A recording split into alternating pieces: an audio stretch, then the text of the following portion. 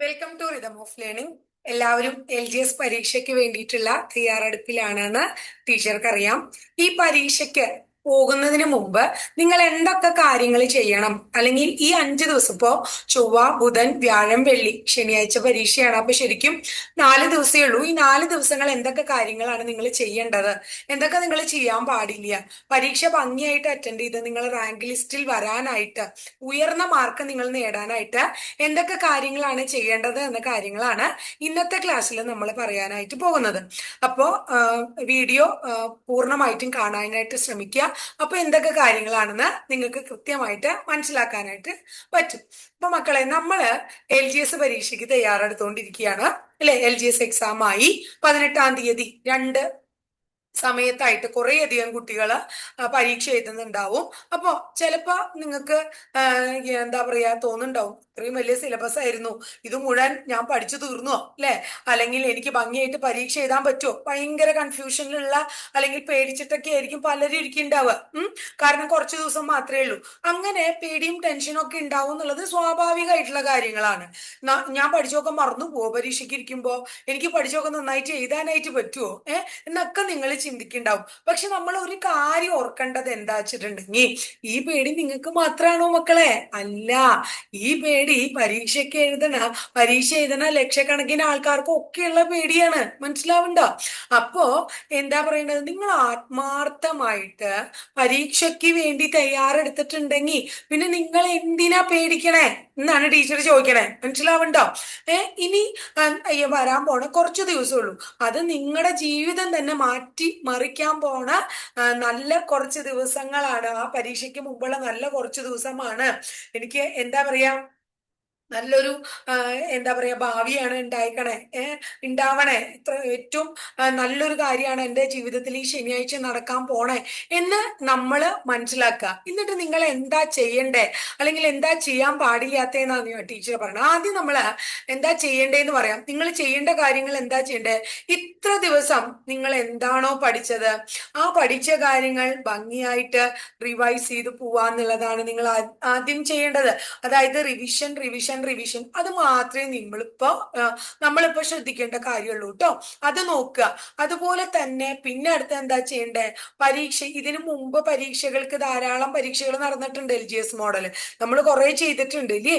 അപ്പോ അത്തരം ക്വസ്റ്റ്യൻ പേപ്പറുകൾ നമ്മൾ അപ്ലോഡ് ചെയ്തിട്ടുണ്ട് ടെലിഗ്രാമിലും ഒക്കെ തന്നെ. ആ ക്വസ്റ്റ്യൻ പേപ്പർ പിന്നെയും പിന്നെയും പിന്നെയും ചെയ്യാനായിട്ട് ശ്രമിക്കുക. അതന്നെ ചെയ്തോണ്ടിരിക്കുക. സെയിം ആയിക്കോട്ടെ, കുഴപ്പമില്ല. അപ്പൊ ബബിൾസ്, നമ്മുടെ ആ വിറയിലൊക്കെ മാറി ബബിൾസ് ഒക്കെ, പുതിയ കുട്ടികളാണെങ്കിലേ ബബിൾസ് ഒക്കെ കൃത്യമായിട്ട് അവർക്ക് അത് മാർക്ക് ചെയ്യാനായിട്ട് പറ്റും. പിന്നെ റിപ്പീറ്റേഷൻ വരുന്ന ചോദ്യങ്ങൾ മനസ്സിലാക്കിയിട്ട് വരുന്നുണ്ടല്ലോ, കുറേയധികം മാർക്ക് കിട്ടണല്ലോ എന്നുള്ള ഒരു കോൺഫിഡൻസ് ഉണ്ടാവാനായിട്ട് കാരണമാവും. അങ്ങനെ നല്ല നല്ല കാര്യങ്ങൾ ചെയ്യാം. പിന്നെ കൃത്യമായിട്ട് ഹോൾ ടിക്കറ്റ് നമ്മൾ കയ്യിൽ വെക്കുക, നല്ല 3-4 പേനുകൾ നമ്മൾ കയ്യിൽ വെക്കുക, അങ്ങനെയുള്ള കാര്യങ്ങളൊക്കെ ചെയ്യുക. നമ്മള് പഠിച്ചിട്ടുണ്ട്, അപ്പൊ ആത്മാർത്ഥമായിട്ട് പഠിച്ചിട്ടുണ്ട് എന്നുള്ളത് ഉറപ്പ് തന്നെയാണ്. കാരണം ടീച്ചറുടെ കൂടെ വന്നിട്ടുള്ള കുട്ടികളൊക്കെ എത്രമാത്രം കമന്റ്സ് ആ ടീച്ചർക്ക് വരാറ്, എന്തൊക്കെ കാര്യങ്ങളാ നിങ്ങളുടെ സംശയങ്ങൾ നിങ്ങൾ എന്നോട് ചോദിക്കാറ്. ടീച്ചർ 1-2 പ്രാവശ്യം ഓരോ ചെറിയ തെറ്റുകൾ ടീച്ചറുടെ ഭാഗത്തുനിന്ന്, അത് ടീച്ചർ അപ്പൊ തന്നെ കമന്റിൽ ഇട്ടിട്ടുണ്ടായിരുന്നു വെച്ചാലും അത് ഞാൻ വീഡിയോ എടുത്തു കഴിഞ്ഞതിന് ശേഷം മനസ്സിലായേ. അപ്പോഴേക്കും നിങ്ങൾ ആ തെറ്റ് ടീച്ചർക്ക് തിരുത്തി തരുമ്പോ ടീച്ചർക്ക് എന്ത് സന്തോഷം അറിയോ? കാരണം ടീച്ചറുടെ മക്കൾ അതൊക്കെ പഠിച്ചിട്ടാണ് ഇരിക്കണേ എന്നുള്ളതാണ് ടീച്ചറുടെ സന്തോഷം. മനസ്സിലാവുണ്ടോ? അതായത് അതൊക്കെ നിങ്ങൾക്ക് അറിയാലോ. അപ്പോ അങ്ങനെയുള്ള അത്രയും നല്ല ബ്രൈറ്റ് ആയിട്ടുള്ള കുട്ടികളാണ് നിങ്ങൾ. അപ്പൊ നിങ്ങൾ എന്താ ചെയ്യേണ്ടത്, നമുക്കത് കിട്ടും, ഈ ജോലി എനിക്കുള്ളതാണ് എന്ന ഉത്തമ വിശ്വാസത്തോടു കൂടി തന്നെ മുമ്പോട്ട് പോകാനായിട്ട് ശ്രമിക്കുക. ഇനി ഈ പരീക്ഷ കഴിഞ്ഞ് 18-ാം തീയതി എന്റെ പരീക്ഷ കഴിഞ്ഞു, 19-ാം തീയതി തൊട്ട് ഞാൻ അടുത്ത പരീക്ഷയ്ക്ക് പഠിക്കുകയാണ്. എന്താ അടുത്ത വരുന്ന പരീക്ഷകൾ, അല്ലെങ്കിൽ ഇനി എന്റെ അടുത്ത ലക്ഷ്യം എന്താണ്, LDC ആണ്. തുടർന്നുകൊണ്ട് തന്നെ പോവുക. അങ്ങനെ ഡിഗ്രി ഉള്ള കുട്ടികൾ ഡിഗ്രി ലെവൽ എക്സാം വരെ അത് മെയിൻറ്റെയിൻ ചെയ്ത് കൊണ്ടുപോയി പഠിച്ച് ഈ പഠനം മെയിൻറ്റെയിൻ ചെയ്ത് കൊണ്ടുപോവുക. ഇങ്ങനെയുള്ള നല്ല കാര്യങ്ങളൊക്കെ ചെയ്യേണ്ട. അപ്പൊ എന്താ ചെയ്യേണ്ടത്, നിങ്ങൾ ടെൻഷൻ അടിക്കരുത്. പറ്റുകയാണെങ്കിൽ നിങ്ങൾ 1-2 സിനിമയ്ക്കൊക്കെ പോവാട്ടോ. നമ്മൾ ടെൻഷൻ അടിച്ച എന്താ ഉണ്ടാവുക? പഠിച്ച കാര്യങ്ങളൊക്കെ നമ്മുടെ എന്തുണ്ടാവും, മറന്നു പോകും കേട്ടോ. അപ്പൊ നിങ്ങൾ നന്നായി റിവൈസ് ചെയ്യാനായിട്ട് ശ്രമിക്കുക. പഠിച്ച കാര്യങ്ങൾ റിവൈസ് ചെയ്യുക. ഒന്നാമത്തെ കാര്യം, കൊണ്ടുപോകേണ്ട കാര്യങ്ങളൊക്കെ ഭംഗിയായിട്ടൊക്കെ എടുത്തു വെച്ച് ഭംഗിയായിട്ട് അതൊക്കെ ശരിയാക്കി വെച്ചോളാം. ഹോൾ ടിക്കറ്റ് പരീക്ഷയുടെ അന്ന് പോണ വഴിയിൽ നിന്ന് എടുക്കാം, അങ്ങനത്തെ ചിന്താഗതികളൊന്നും വേണ്ട. ഹോൾ ടിക്കറ്റും പേനയും കാര്യങ്ങളൊക്കെ കൃത്യമായിട്ട് എടുത്തു വെക്കുക. മനസ്സിനെ നമ്മളിപ്പോ എന്താ പറയാ, ഈ പ്രാണായാമോ അല്ലെങ്കിൽ അങ്ങനെയൊക്കെ ചെയ്യാൻ പറ്റുന്ന ആൾക്കാരാണെങ്കിൽ ആ മേഖല അതൊക്കെ ചെയ്ത് മനസ്സിനെ ഒന്നൊരു റിലാക്സ് മൂഡിലേക്ക് കൊണ്ടുവരിക. അതുപോലെ തന്നെ ഇപ്പോ നാമം ചൊല്ലുക അല്ലെങ്കിൽ പ്രാർത്ഥിക്കുക എന്നൊക്കെ നമ്മൾ പറയില്ലേ, അപ്പൊ അങ്ങനെ ചെയ്യാൻ പറയേണ്ട കുട്ടികൾ, അത് 24 മണിക്കൂർ നാമം ചെല്ലാനല്ല, നമ്മുടെ മനസ്സിന് അങ്ങനെ ഒരു ടെൻഷൻ വരുമ്പോൾ അങ്ങനെ എന്തെങ്കിലുമൊക്കെ കാര്യങ്ങൾ ചെയ്ത് നല്ല വീഡിയോസ്, മോട്ടിവേഷൻ വീഡിയോസ് ഒക്കെ കാണുക, അങ്ങനെയൊക്കെ ചെയ്തിരിക്കുക കേട്ടോ. അപ്പൊ ടെൻഷൻ അടിക്കേണ്ട കാര്യമില്ല. ഇനി എന്താ നിങ്ങൾ ചെയ്യാൻ പാടില്ലാത്ത, പുതിയ കാര്യങ്ങളൊന്നും തന്നെ നിങ്ങൾ പഠിക്കാൻ പാടില്ല. മനസ്സിലാവുണ്ടോ?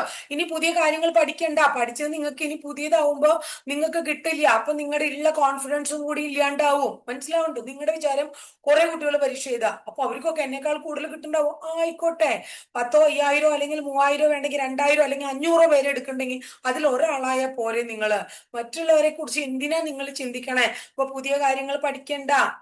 ഈ സമയത്ത് പുതിയ ടോപ്പിക്കുകൾ പഠിക്കാൻ പോയാൽ എന്തുണ്ടാവും, കൂടുതൽ കൂടുതൽ കൺഫ്യൂഷനുകളിലേക്ക് നിങ്ങൾ പോവും. അപ്പൊ നിങ്ങൾക്ക് അത് അറിയാണ്ട് വരും. അപ്പൊ പുതിയ കാര്യങ്ങളിലേക്ക് പോവും. അപ്പൊ പഴയ കാര്യങ്ങളൊക്കെ അവിടെ കിടക്കും. മനസ്സിലാവുണ്ടോ? എല്ലാവർക്കും അറിയുന്ന കാര്യങ്ങൾ ഒരിക്കലും തെറ്റിക്കരുത് എന്ന് ടീച്ചർ എപ്പോഴും പറയാറുണ്ട്. റാങ്ക് മേക്കിംഗ് ക്വസ്റ്റ്യൻസ് ഒന്നോ രണ്ടോ പൂവാച്ചാ പോട്ടെ, അവിടെ നമുക്ക് റാങ്ക് കുറയില്ല. പിന്നെ എന്താ ചെയ്യാ, ആരോഗ്യത്തിന് ശ്രദ്ധിക്കുക. പഴയ മഴയൊക്കെയാണ്, പനി പിടിക്കാണ്ട് മഴയും ഒന്നും കൊള്ളാണ്ട് വീട്ടിൽ ശ്രദ്ധിച്ചിരിക്കാനായിട്ട് ശ്രമിക്കുക. പുറത്തേക്കൊന്നും പോകേണ്ട ആവശ്യമില്ലാണ്ട് വണ്ടി ഓടിപ്പിച്ച് പുറത്തേക്കൊന്നും പോകണ്ട. വല്ല വഴിക്ക് വീഴ് അങ്ങനെയൊക്കെ ചെയ്തു കഴിഞ്ഞിട്ടുണ്ടെങ്കിൽ നമ്മുടെ ആ പരീക്ഷയാണ് നമ്മളെ ബാധിക്കണേ അല്ലെ. അപ്പൊ അങ്ങനെയൊന്നും ചെയ്യരുത്. നന്നായിട്ട് ഉറങ്ങാനായിട്ട് ശ്രമിക്കുക കേട്ടോ. നല്ലതായിട്ടുള്ള രീതിയിലുള്ള ഭക്ഷണങ്ങൾ കഴിക്കുക. നല്ല ഭക്ഷണവും ഉറക്കമാണ് നമ്മുടെ ബ്രെയിന് ഏറ്റവും ബെസ്റ്റ്. അതായത് പഠിച്ച കാര്യങ്ങളൊക്കെ നന്നായിട്ട് ഓർമ്മിക്കാനായിട്ട് പറ്റണ്ടേ. നമുക്ക് നെഗറ്റീവ് ആയിട്ടുള്ള കമന്റ്സ് തരുന്ന ആരോടും നമ്മൾ പരീക്ഷയെ കുറിച്ച് ഒന്നും പറയാൻ പോണ്ട. ഞാൻ പഠിച്ചിട്ടില്ലാന്നോ, പഠിച്ചിട്ടുണ്ടെന്നോ, പരീക്ഷയ്ക്ക് പോവാന്നോ ഒരു കാര്യവും പറയരുത്. പോസിറ്റീവായിട്ട് നമുക്ക് മറുപടി കിട്ടുന്നവര് അല്ലെങ്കിൽ പോസിറ്റീവ് ആറ്റിറ്റ്യൂഡ് നമ്മളോട് കാണിക്കുന്നവരോട് മാത്രം നിങ്ങൾ പരീക്ഷയെ കുറിച്ച്, അല്ലെങ്കിൽ എന്തിനാ പറയണേ, പറയാണ്ടിരിക്കാനായിട്ട് ശ്രമിക്കുക. പിന്നെ നിങ്ങളുടെ ഉള്ളില് ഒരു പോസിറ്റീവ് ആറ്റിറ്റ്യൂഡ് ഉണ്ടാക്കുക. യോ ഓർമ്മ കിട്ടില്ലേ, അങ്ങനെയുള്ള തോന്നൽ സ്വാഭാവികമാണ്. പക്ഷേ പരീക്ഷ കൊള്ളെത്തുമ്പോ എനിക്ക് എല്ലാ കാര്യങ്ങളും ഓർമ്മ വരും അല്ലെ. ആ ഒരു എക്സാം ആൻസൈറ്റി ഇല്ലാത്ത കുട്ടികൾ ഇല്ല. പക്ഷെ അതെനിക്ക് ഓർമ്മ വരും എന്നുള്ള രീതിയിൽ എന്നെ നമ്മുടെ മനസ്സിനെ പറഞ്ഞു പഠിപ്പിക്കുക കേട്ടോ. ഞാൻ പഠിച്ച ഒന്നും എനിക്ക് മറന്നു പോയില്ല, പരീക്ഷയൊക്കെ എനിക്ക് നന്നായിട്ട് എഴുതാൻ പറ്റും, എനിക്ക് നല്ല മാർക്ക് കിട്ടും. ആ ഒരു കോൺഫിഡൻസോട് കൂടി എന്നെ മുന്നോട്ട് പോകാനായിട്ട് ശ്രമിക്കുക. ടീച്ചറുടെ മക്കൾക്ക് എല്ലാവിധ ആശംസകളും ടീച്ചർ നേരെയാണ്. എല്ലാവരും ഉറപ്പായിട്ടും എല്ലാവരും നല്ല മാർക്കോടുകൂടി എക്സാം പാസ് ആവുന്നുള്ളതിൽ ടീച്ചർക്ക് യാതൊരു സംശയമില്ല. നമ്മള് ടീച്ചറുടെ കൂടെ പോന്നിട്ടുള്ള കുട്ടികൾ ആദ്യം നമ്മൾ എന്ത് ചെയ്തു, സിലബസ് കംപ്ലീറ്റ് ചെയ്തു അല്ലെ. അതിനുശേഷം നമ്മൾ എന്ത് ചെയ്തു, ഹോട്ട് ടോപ്പിക്സ് പഠിച്ചു, ക്വസ്റ്റ്യൻ പേപ്പർ റിവിഷൻ പഠിച്ചു, കറണ്ട് അഫയേഴ്സ് പഠിച്ചു, മാത്സ് പഠിച്ചു, എല്ലാ കാര്യങ്ങളും ഭംഗിയായിട്ട് പഠിച്ച എത്ര നാള് മുമ്പ് പഠിച്ചതാ. പിന്നെയും ഹോട്ട് ടോപ്പിക്സിന്റെ റിവിഷനും കറണ്ട് അഫയേഴ്സിന്റെ റിവിഷനും പഠിച്ചു തന്നെ എത്ര പ്രാവശ്യമായി നമ്മൾ പഠിക്കണു.